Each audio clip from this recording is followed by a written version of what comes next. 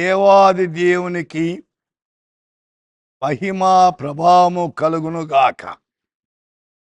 ప్రభు తన కృపచేత ఈ దినాన్ని మనకందరికీ ప్రత్యేకంగా డైలీ బ్రెడ్ను కార్యక్రమాన్ని చూసేదానికి వినేదానికి తరుణమిచ్చినందుకే దేవాదేవుని స్తోత్రములు.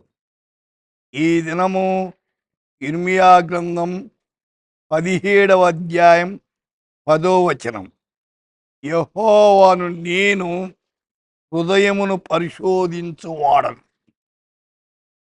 I the Lord search the minds and test the hearts of men. मैं यहोवा मन की खोजता और हृदय को जांचता हूं. హృదయం భయంకరమైంది. దానికి యేసు ప్రభువు అన్నాడు, హృదయ శుద్ధి గలవారు ధన్యులు, వారు దేవుని చూస్తారు అన్నారు. ఇర్మియా భక్తులైతే హృదయము అన్నిటికంటే మోసకరమైనది, ఘోరమైన వ్యాధి గలది అన్నాడు. పాపానికి పుట్టినిల్లు హృదయం. హృదయము సరి చేసుకోవాల. దానికి చిత్తశుద్ధి లేని శివపూజలు ఎందుకు అన్నారు. కాడు హృదయము సరి చేసుకునుట చాలా అవసరమైంది. అయితే దేవుని మీద ఆధారపడాల. దేవుడు ఒక్కడే మన హృదయాలు సరిచేసేవాడు. దేవుళ్ళలో యెహోవాయే దేవుడు. ఆయన పూజ్యనీయుడు, ఆయన సృష్టికర్త.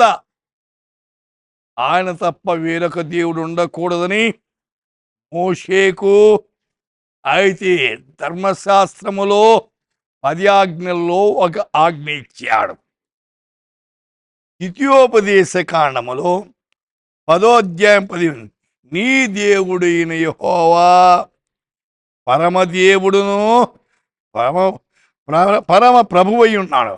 పరమదేవుడు, పరమ ప్రభు. ఆయన దేవాది దేవుడండి, ప్రభువుల ప్రభు. ఆ సత్యాన్ని అనేక మంది గ్రాహ్యం కాలే. అయితే దేవుళ్ళలో ఒకడు కాదు, దేవుళ్ళందరికంటే అతీతమైన వాడు దేవుడు. దేవుడు ఒక్కడే, దేవునికి నరులకు మధ్యవర్తి ఒక్కడే, ఆయన యేసుక్రీస్తు. ఇక్కడ ఏమన్నాడు? హృదయాలను పరిశోధించేవాడు, మనస్సును పరిశోధించేవాడు. లోకములో అన్నిటికంటే వేగంగా పరిగెత్తేది మనస్సు. అందుచేతని మీ మనస్సుని నడుము కట్టుకోండి అన్నాడు. మనస్సు నిలపాల. ఏ కార్యము చేసినా మనస్సు నిలపకపోతే లాభం లేదు. విద్యార్థి చదువులో మనస్సు నిలపాల. ఉద్యోగస్తులు తమ ఉద్యోగములో మనస్సు నిలపాలి. అయితే మనస్సు అన్నిటికంటే వేగంగా పరిగెత్తేది. కాబట్టి మనస్సు నిలపాల. మనస్సు నిలిపితే కార్యాలు సఫలీకృతమవుతాయి. ఎందుకు కార్యాలు సఫలీకృతం కాలేదంటే మనస్సు నిలపని దాని వల్ల. సోదరి, సోదరుడా, ఒక్కసారి నీ జీవితాన్ని పరీక్షించుకో. మనస్సు నిలుపుతున్నావా? అయితే ఆ రీతిగా ఈ దినం ఒక తీర్మానము చేసుకో. ఈ మనస్సును బైబిల్ చదువుతున్నా, ప్రార్థన చేస్తున్నా, ఏ కార్యము తలపెట్టినా ఆ కార్యములో మనస్సు నిలిపి ముందుకు సాగండి. అయితే మనస్సును పరిపరి విధాలుగా పోనీయద్దు. మనస్సు నిలపాల. అది చాలా అవసరమైనది.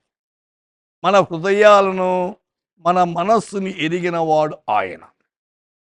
నీ హృదయంలో ఏముందో నాకు తెలియదు, నా హృదయంలో ఏముందో నీకు తెలియదు, నీ మనస్సులో ఏమి యోచిస్తున్నావో తెలియదు. కాబట్టి అందరి హృదయాలు మనస్సులు ఎరిగి ఉన్నవాడు ఆయన. ప్రార్థన చేద్దాం.